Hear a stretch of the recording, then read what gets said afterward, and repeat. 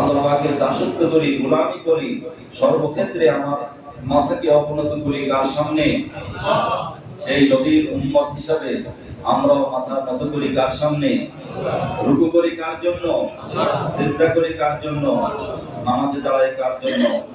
প্রত্যেকবার নামাজের প্রত্যেকটা রুকনে রুকনে আল্লাহু আকবার বলি। বলি সবাই আল্লাহু আকবার। আবার বলি আল্লাহু আকবার। এই আল্লাহু আকবার অর্থ কি?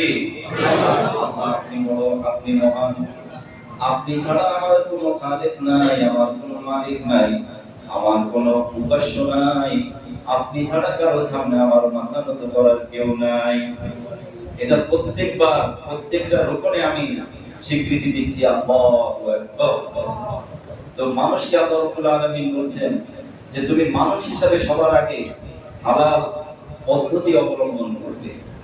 দ্বিতীয়ত, যে হালাল খাবারটা তোমার সামনে আসবে সেটা যেন অবশ্যই বৈধ উপায়ে অর্জিত হয়, অবশ্যই যেন সেটা আল্লাহ পাকের নির্দেশ মতো আমাদের প্রিয় নবী জনাব রাসূলুল্লাহ সাল্লাল্লাহু আলাইহি ওয়াসাল্লামের সুন্নাহ মোতাবেক, তার আদর্শ মোতাবেক, তার দেখানো এবং তার শেখানো এই পদ্ধতি মোতাবেক যেন আপনার সম্পদ উপার্জন আমরা করতে পারি। জোরে বলা আমিন। আল্লাহ রাব্বুল আলামিন বলেন এই পথ কিন্তু সহজ পথ নয়, যে বৈধ উপায়ে উপার্জন করা এটা অনেক কঠিন। তোমার ভিতরে অনেক চিন্তা থাকে যে আমি অল্প দিনে অনেক সম্পদের মালিক হব, কিন্তু বৈধ উপায়ে এটা অনেক কঠিন হয়ে যায়, ঠিক কিনা বলেন? যে অল্প দিনে অনেক সম্পদের মালিক হওয়া বৈধ উপায়ে এটা অনেক কৌশল এবং অনেক সময়ের ব্যাপার। এজন্য আল্লাহ রাব্বুল আলামিন বলেন তোমার হতাশ হওয়ার কারণ নাই। তুমি যদি কষ্ট করে শ্রম দিয়ে তোমার হাত পা চোখ কান আল্লাহ রাব্বুল আলামিন আমি তোমাকে যা দিয়েছি সেটাকে বৈধভাবে ব্যবহার করে তুমি যদি একটা টাকাও উপার্জন করতে পারো, ওই টাকার মধ্যে আমি আল্লাহ রাব্বুল আলামিন বরকত দিয়ে তোমার ঘরে, তোমার পরিবারে, সমাজে, সর্বক্ষেত্রে আমি তোমার জন্য শান্তির ব্যবস্থা করে দেব, সুখের ব্যবস্থা করে দেব। সারাদিন পরে তুমি ঘরে আসবে, তোমার বৈধ উপার্জে সম্পদ দিয়ে তুমি 1 কেজি চাল, আধা কেজি ডাল, চাল ডাল দিয়ে কোন রকম তুমি ঘরে রান্না করে খাবে, সন্তান সন্ততিদেরকে বৈধভাবে তাদের মুখে খাবার দিবে। এই খাবার খেয়ে রাতের বেলা তুমি ঘুমাবে, সারা রাত আমি আল্লাহ রাব্বুল আলামিন তোমার জন্য শান্তির ঘুমের ব্যবস্থা করে দেব, ঠিক কিনা বলেন? অন্যদিকে অবৈধ উপায়ে লক্ষ নয় হাজার হাজার কোটি টাকার মালিক এটাও আমাদের সমাজে আছে না নাই? আছে কিনা? অবৈধ উপায়ে সম্পদ উপার্জন করেছে, কোথায় রাখবে, কার কাছে রাখবে, কোন ব্যাংকে রাখবে, ঘরের কোন জায়গায় রাখবে, এই চিন্তায়, এই পেরেশানিতে তার ঘুম হারাম, ঠিক কিনা বলেন? বাইরেও ঘুম নাই, ঘরে শান্তি নাই, পরিবারে অশান্তি, সমাজে অশান্তি, সর্বক্ষেত্রে অশান্তির দাবানলে অশান্তির আগুনে সে জ্বলছে, কিন্তু বোঝার উপায় নেই।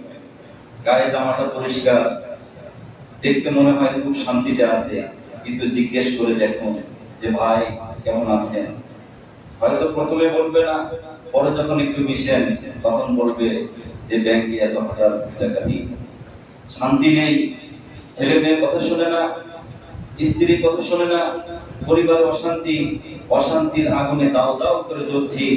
আল্লাহ ছাড়া এই কথা কাউকে বলতে পারি না, মুখ কাছে বলতে পারি না, চোখ কাছে দেখতে পারি না, এভাবে সহ্য করতে পারি না, অসহ্য যন্ত্রণা, অব্যক্ত বেদনায় সে পুরে পুরে আস্তে আস্তে আস্তে সে মধ্যে মধ্যে এক সময় দেখা যায় স্ট্রোক করে, ডায়াবেটিস হয়ে, নানা ধরনের রোগে আক্রান্ত হয়ে দুনিয়া থেকে বিদায় নিয়ে যাচ্ছে, ঠিক কিনা বলেন? এজন্য মুহতারাম হাজিরিন, আমরা আমাদের প্রিয় নবী সাল্লাল্লাহু আলাইহি সাল্লামের সাহাবা ইসমাইলদের জীবনী দেখি, যে মক্কা থেকে মদিনায় হিজরত করে গিয়েছেন, অনেক সম্পদের মালিক ছিলেন, অনেক টাকা পয়সার মালিক ছিলেন, বাড়ি ছিল, গাড়ি ছিল, সবকিছুই ছিল, কিন্তু শুধুমাত্র ইসলাম গ্রহণ করার কারণে, শুধুমাত্র কালিমা পড়ে নেওয়ার কারণে তিনি সম্পদ থেকে বঞ্চিত হয়েছেন, বাড়ি থেকে বঞ্চিত হয়েছেন, বাবার মিরাস থেকে বঞ্চিত হয়েছেন। পরে মদিনায় গিয়েছেন, নবীজি সাল্লাল্লাহু আলাইহি সাল্লাম তাদেরকে জায়গা দিয়েছেন মদিনার ওই মসজিদুন নববী, সেখানে তারা আহলে সুফার সদস্য হিসাবে তারা বসেছিলেন। আর মদিনার যে সচ্ছল সাহাবা আজমাইন তাদের সাহায্যার্থে হাত বাড়িয়ে দিয়েছেন, তারা হয়েছেন আনসার, আর ওনারা হয়েছেন মুহাজির।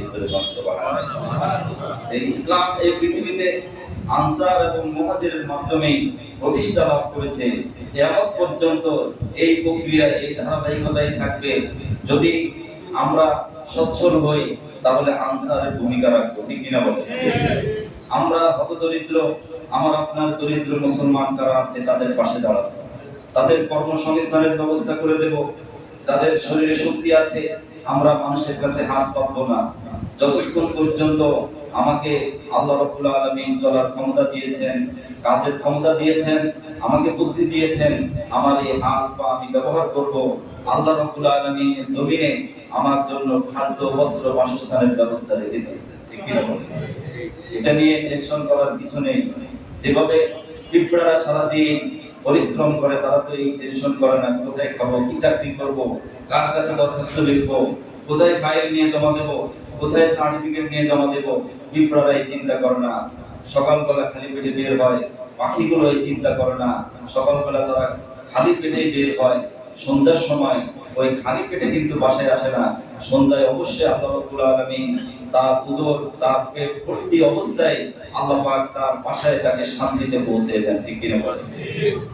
এজন্য নবীজি সাল্লাল্লাহু আলাইহি সাল্লাম বলেন, লাউ আন্নাকুম তাওয়াক্কালুনা হাক্কা তাওয়াক্কুলিহি, যদি তোমরা আল্লাহর উপর নির্ভর করতে, ভরসা করতে, আল্লাহর উপরে যদি তোমরা তাওয়াক্কুল করতে, যেভাবে পাখিগুলো, আল্লাহর অন্যান্য প্রাণীগুলো, মাখলুকগুলো যেভাবে আল্লাহর উপরে ভরসা করে, পূর্ণ তাওয়াক্কুল করে ঘর থেকে খালি পেটে বের হয়, আর সন্ধ্যার সময় আমি আল্লাহ রাব্বুল আলামিন তার খাবার দিয়ে তার পেটটা পরিপূর্ণ করে দিয়ে তার ঘরে পৌঁছে দিই, ঠিক কি না? সে সন্ধ্যার সময় খালি পেটে ঘরে আসে না, খাবার খেয়ে একেবারে পরিপূর্ণ তৃপ্ত হয়ে ঘরে পৌঁছে যায়। এটা করেন কে? নবীজি সাল্লাল্লাহু আলাইহি সাল্লাম বলেছেন, তাবদু হিমাসান ওয়াদারুহু বিদওয়ানা, যে খালি পেটে বের হয় সকালে, আর সন্ধ্যায় সে একবারে পেট ভর্তি করে ঘরে প্রবেশ করে। এজন্য মুহতারাম হাজিরিন, এই শান্তি দেওয়ার মালিক কে? আল্লাহ। শান্তি আমরা যে পাই, শান্তি শান্তি করে এই দরবারে, ওই দরবারে, এখানে সেখানে, যেখানে ইচ্ছা আমরা সেখানেই যাই, কিন্তু প্রকৃত শান্তি দেওয়ার মালিক কে? আল্লাহ। আর শান্তি আছে হালাল উপায়ে উপার্জিত সম্পদের মধ্যে। হারাম উপায়ে উপার্জিত সম্পদে আমি যতই বিশাল সম্পদের মালিক হই, টাকার মালিক হই, গাড়ির মালিক, বাড়ির মালিক, অনেক কিছুই হই, কিন্তু প্রকৃত পক্ষে আল্লাহর পক্ষ থেকে আমার জন্য শান্তির ব্যবস্থা দুনিয়াতেও নাই এবং আখিরাতেও নাই, ঠিক কিনা বলেন? ইমাম আবু হানিফা রাহমাতুল্লাহি আলাইহি, তিনি হানাফি মাযহাবের ইমাম, যিনি আল ফিকহুল আকবার লিখেছেন, যিনি যার অনুসরণে সারা পৃথিবীর অধিকাংশ মানুষ হানাফি মাযহাবের অনুসরণ করে। তার পিতা নাম হলো সাবেত। ইমাম আবু হানিফা রাহমাতুল্লাহি আলাইহির উপনাম নুমান, তাকে বলা হয় নুমান ইবনে সাবেত। ইরাকের বাগদাদে তিনি জন্মগ্রহণ করেছেন। এই সাবেত, যিনি ইমাম আবু হানিফা রাহমাতুল্লাহি আলাইহির পিতা, দেখুন হালাল খাবারের প্রভাব কি এবং হারাম খাবারের প্রভাব কি, তার দৃষ্টান্ত দিতে গিয়ে কিতাবের মধ্যে ইমাম আবু হানিফা রাহমাতুল্লাহি আলাইহির পিতার ঘটনা বলা হয়েছে যে একবার তিনি বন্ধুদের আড্ডায় বসেছিলেন। এমন অবস্থায় কিছু খাবার ছিল, সেখানে কিছু ফল ফলাদি ছিল। এই ফলগুলো প্রত্যেকে যার যার মন খাচ্ছিলেন, কিন্তু কিভাবে এই ফল আসছে বা কোন উপায়ে এই খাবারগুলো আসছে এটা কারোর কোনো তাকতিক ছিল না বা কারোর কোনো জানা ছিল না। ইমাম আবু হানিফা রাহমাতুল্লাহি আলাইহির পিতা, তিনিও সবার সাথে তাল মিলিয়ে সেখান থেকে ফল খেলেন, আপেল খেলেন, বিভিন্ন খাবার খেলেন। খাওয়ার পরে তিনি পরে বন্ধুদের কাছে শুনলেন এটা তাদের সদস্যদের মধ্যে কোন একজন একটা জুয়া খেলে সে বিজয় লাভ করেছে, বিদায় সেখান থেকে এই খাদ্যগুলো আসছে, পরবর্তীতে সবাই সেটা খেয়েছে। যখন তিনি এই কথা শুনলেন, তিনি তো খুবই মর্মাহত হলেন, পেরেশান হয়ে গেলেন। কিতাবের মধ্যে ঘটনা আসছে তিনি 3 মাস যাবত তিনি সারাদিন রোজা রেখেছেন আর শুধু কান্নাকাটি করেছেন। কয় মাস? 3টা মাস পর্যন্ত কান্নাকাটি করেছেন, রোজা রেখেছেন। পরবর্তীতে তাকে স্বপ্নে দেখানো হলো যে আপনার পাপ মোচন হয়েছে, আপনি এখন আর রোজা রাখতে হবে না, আপনাকে আল্লাহ রাব্বুল আলামিন মাফ করে দিয়েছে। সুবহানাল্লাহ। এই স্বপ্ন দেখার পরে তিনি স্বস্তি পেলেন, শান্তি পেলেন। তার অবশ্যই হযরত ইমাম আবু হানিফা রাহমাতুল্লাহি আলাইহি দুনিয়াতে এসেছেন। অতএব সুসন্তানের বাবা হতে চাই, আমরা নেক সন্তান চাই কি চাই না? আমরা চাই আমার সন্তান নেক সন্তান হোক, আমার সন্তান আমার জন্য দোয়া করুক, আমার সন্তান আমার চোখের শীতল হোক, আমার শান্তির কারণ হোক, আমার হৃদয়টা শান্তিতে ভরে যাক। সন্তানের সফলতা দেখে, সন্তানের ভালো রেজাল্ট দেখে আমরা খুশি হতে চাই। সন্তানের এভাবে ভালো কর্ম দেখে যে আমরা খুশি হতে চাই।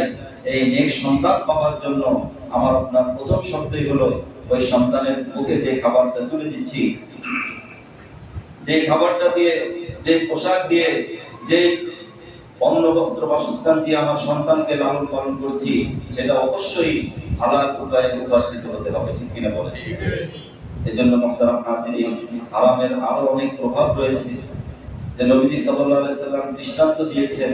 কোন এক মুসাফির ব্যক্তি সফর করে আসছে, অত্যন্ত ক্লান্ত, সমস্ত শরীরে ধুলায় মিশ্রিত, মনে হয় যেন খুবই ক্লান্ত পথিক। এই পথিক হঠাৎ করে সে কোনো একটা বিপদে পড়েছে। বিপদে পড়ে সে হাত তুলে আল্লাহর কাছে দোয়া করছে, হে আল্লাহ, আপনি আমাকে শান্তি দেন, আপনি আমাকে রিজিক দেন, আপনি আমাকে দুনিয়াতে যত প্রকার অশান্তি আছে অশান্তি দূর করে দেন। সে হাত তুলে মহান আল্লাহ রাব্বুল আলামিনের কাছে দোয়া করছে। নবীজি বলেন যে ওই ব্যক্তি হাত তুলে দোয়া করছে, কিন্তু আল্লাহ রাব্বুল আলামিন তার দোয়া মোটেও কবুল করেন না। কারণ কি? নবীজি সাল্লাল্লাহু আলাইহি ওয়াসাল্লাম বলেন, এই পথিক, এই মুসাফির ব্যক্তি মাতআমুহু হারামুন ওয়া মাশরাবুহু হারামুন ওয়া মালবাসুহু হারাম। সে যে মাতআম, তার পেটের মধ্যে যে খাবার আছে, যে খাবার খেয়ে সে এইভাবে এত দূর সফর করে আসছে, সেই খাবারটা হারাম। জোরে বলেন আলহামদুলিল্লাহ।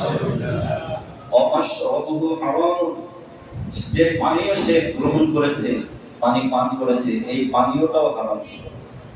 তার শরীরে যে পোশাক আছে, এই পোশাকটাও সে হারাম উপায়ে উপার্জন করেছে এবং হারাম উপায়ে উপার্জিত পয়সা দিয়ে, টাকা দিয়ে এই পোশাক সে ক্রয় করে শরীরে লাগিয়েছে। এই পোশাক পরে সে দোয়া করছে, আন্না কাইফা ইউস্তাজাবু লিযালিক, কিভাবে তার দোয়াটা আল্লাহর কাছে মঞ্জুর হবে, যেহেতু তার খাদ্য, পানি, পোশাক সবকিছু হারাম উপায়ে উপার্জিত। অতএব যে ব্যক্তি হারাম উপায়ে উপার্জিত পয়সা সামান্য খেলো, এই সামান্য খাওয়ার প্রভাবে নবীজি সাল্লাল্লাহু আলাইহি সাল্লাম বলেন 40 দিন পর্যন্ত ওই ব্যক্তির কোনো ইবাদত আল্লাহর দরবারে মঞ্জুর হয় না। তাহলে আমরা চিন্তা করি, আজকে আমরা যারা চিন্তা করি, ভাবি যে আমি মনে হয় 5 ওয়াক্ত নামাজ পড়ে অনেক বড় দিনদার হয়ে গেছি, অনেক বড় আবেদ হয়ে গেছি, আমি অনেক বড় আল্লাহর নৈকট্য হাসিল করেছি। আমার এই চিন্তার পিছনে ভাবনা করতে হবে, চিন্তা করতে হবে, একটু গবেষণা করতে হবে যে আমি যে আল্লাহ রাব্বুল আলামিনের এই জমিনে যা কিছু সম্পদ রয়েছে সেগুলোকে আমি হালাল উপায়ে উপার্জন করেছি কিনা, নাকি হারাম উপায়ে উপার্জিত কোনো সম্পদ আছে। যদি থেকে থাকে আমি এখন থেকে তওবা করব, কারণ তওবার দরজা আমার জন্য কিয়ামত পর্যন্ত, মৃত্যু পর্যন্ত খোলা রেখেছেন কে? আল্লাহ। আল্লাহ রাব্বুল আলামিন বলেছেন, ইয়া আইয়ুহাল্লাযীনা আমানু তুবু ইলাল্লাহি তাওবাতান নাসুহা। হে বিশ্বাসীগণ, ইমানদারগণ, ইমানের ধারণা তোমার ভিতরে যদি থাকে, ইমানের তেজ যদি থাকে, ইমানের দীপ্তি আলো যদি তোমার ভিতরে থাকে, তাহলে তুবু, তওবা করো। তাওবাতান নাসুহা, এমন তওবা যে তওবার মধ্যে আবার অন্যায়ের দিকে রিটার্ন করার মানসিকতা থাকবে না, অন্যায় করার ইচ্ছা থাকবে না। সকল অন্যায় থেকে, অপরাধ থেকে নিজেকে মুক্ত করে একেবারে একনিষ্ঠভাবে চোখের পানি ছেড়ে একেবারে বিনয়মূলত চিত্তে রাতের বেলায় যখন মানুষ ঘুমিয়ে থাকে, যখন মানুষ বিছানায় তার পিঠটা লাগিয়ে দেয়, ঠিক সেই সময় ওই পিঠটাকে তুমি বিছানা থেকে পৃথক করো, ওযু করো, নামাজে দাঁড়িয়ে যাও, নামাজ আনতে তুমি আল্লাহর কাছে দোয়া করো, হে আল্লাহ আপনি আমাকে মাফ করে দেন। আল্লাহ রাব্বুল আলামিন বলেন, বান্দা দোয়া চাইতে দেরি, চোখের পানি নাকের পর্যন্ত আসতে দেরি, আমি আল্লাহ রাব্বুল আলামিন ওই বিনয়নত চিত্তে যে বান্দাটি দোয়া করছে, আমার দোয়া, তার দোয়া আমার দরবারে তীরের বেগে পৌঁছে যায়, আমি আল্লাহ রাব্বুল আলামিন তাকে মাফ করে দেই। এজন্য বান্দা যখন দোয়া করে, নবীজি সাল্লাল্লাহু আলাইহি সাল্লাম বলেন, তখন বান্দার হাত থাকে না, আল্লাহ রাব্বুল আলামিন কুদরত বলেন, তখন ওই বান্দার হাত আমার হাত হয়ে যায়, তার জবান আমার জবান হয়ে যায়, তার দিল আমি আল্লাহর দিল হয়ে যায়। সে যেন যা কিছু করে আমি আল্লাহ রাব্বুল আলামিন সর্বক্ষণিক তার মনিটরিং এ থাকি, সর্বক্ষণিক আমি আল্লাহ রাব্বুল আলামিন তার সাথে ছায়া হয়ে থাকি। জোরে সুবহানাল্লাহ।